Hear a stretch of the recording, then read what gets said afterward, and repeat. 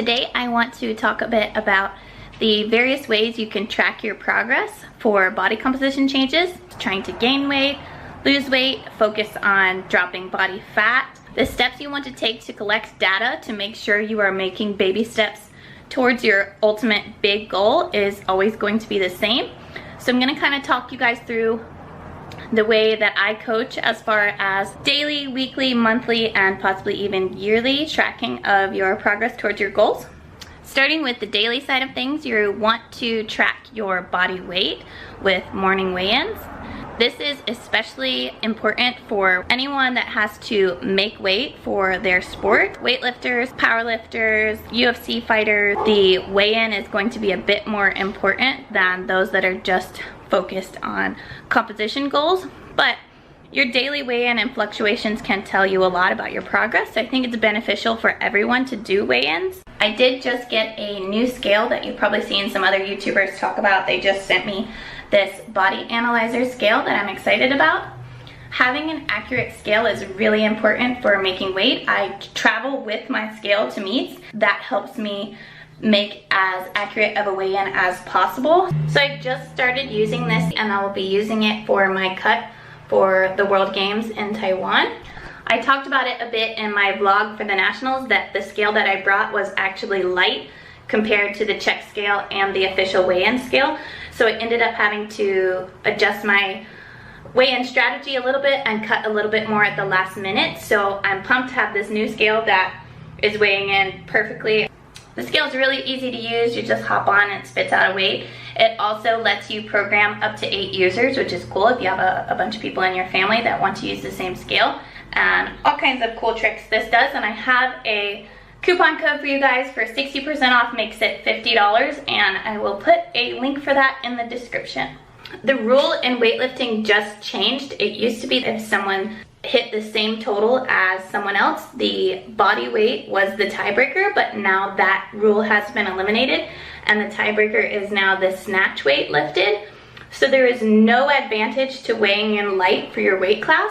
My weigh-in for the Nationals was 62.96 kilograms for a 63 weight class. I basically weighed in as heavy as possible. You can weigh in at 63.0 as the maximum. And that's gonna give you an advantage because you're using as little dehydration as necessary to make weight. Now that it's not advantageous at all to be light, you want to be as accurate right at your weight class as possible. It's going to be especially important because I'm going to be in a foreign country and my food choices, I'm not going to be as in control. So managing every little thing that I can control, knowing exactly what I weigh is going to be really important. Make sure that your weigh-ins on the daily are as consistent as possible. So you want to do it first thing in the morning, barefoot on a hard surface, and disrobed after you've been to the restroom, and try to do it at the same time every day. If you have like a weird schedule or you worked super late or you ate super late, those are gonna be like your outlier weigh-ins. If you like changed up your schedule, changed up your sleeping, if you woke up super early, all of those weigh-ins are gonna be a bit different, so don't let that like stress you out. The second measure of progress I like to do on the weekly is taking your measurements. I like to have my clients, and I do this for myself, measure the waist and the hip.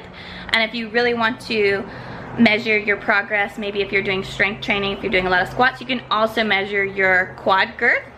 I like to do the waist measurement around the smallest part of your stomach, like near the belly button, and the hip measurement around your widest part around your glutes. I like to do those weekly because it won't fluctuate as often as the weigh-in. It's really important to do measurements because your body weight can be staying the same, but your measurements going down, and that will be a good sign that body fat is going down and lean mass is going up, which is a great thing. So that way you don't get too thrown off if your weigh-ins are the same and you're like, I'm not making any progress, the scale's not moving. If your inches are going down, you are making progress with fat loss. The next measure of progress would be taking progress photos. I like to do those monthly. It's another thing that's not going to change as often as like your weight might fluctuate, but seeing the visible changes in your photos every month can be very encouraging. A lot of times you won't notice the change in the mirror because you see yourself every day, but when you compare the photo from this date to 6 weeks later, and you see how much progress you're making, it can be very motivating and keep you in the game mentally.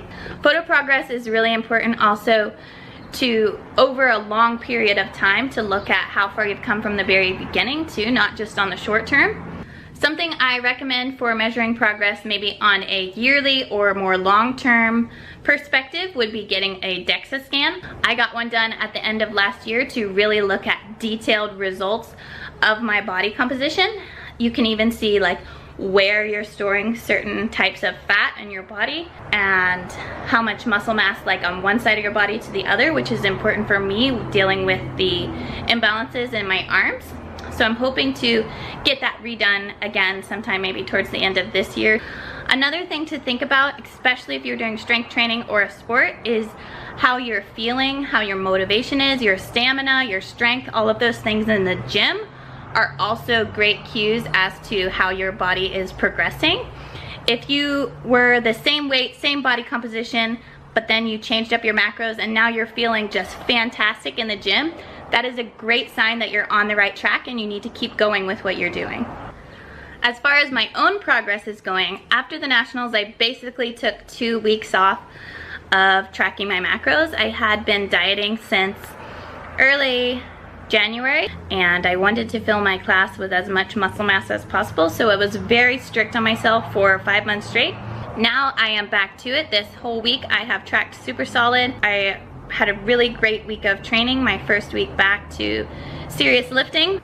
Going to do a little bit of a physique update. So I'll kind of show you guys where I'm at now, which is not really like peak condition, but it is a starting point for this next training cycle. I am picking up where I left off with my macros right before the meet.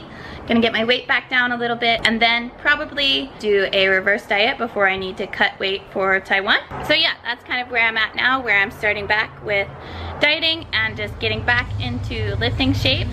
This week kind of kicked my ass in the gym. Yesterday was the heaviest lifts I did all week. I was feeling super fatigued, but I did hit 80 for 2 singles, so I'm pretty happy with that. On the 6th day and the 8th training session of the week, I'll take it.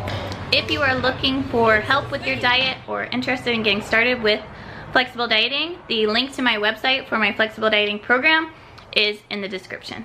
Give it a thumbs up if you liked the video and subscribe to my channel. Leave me comments below.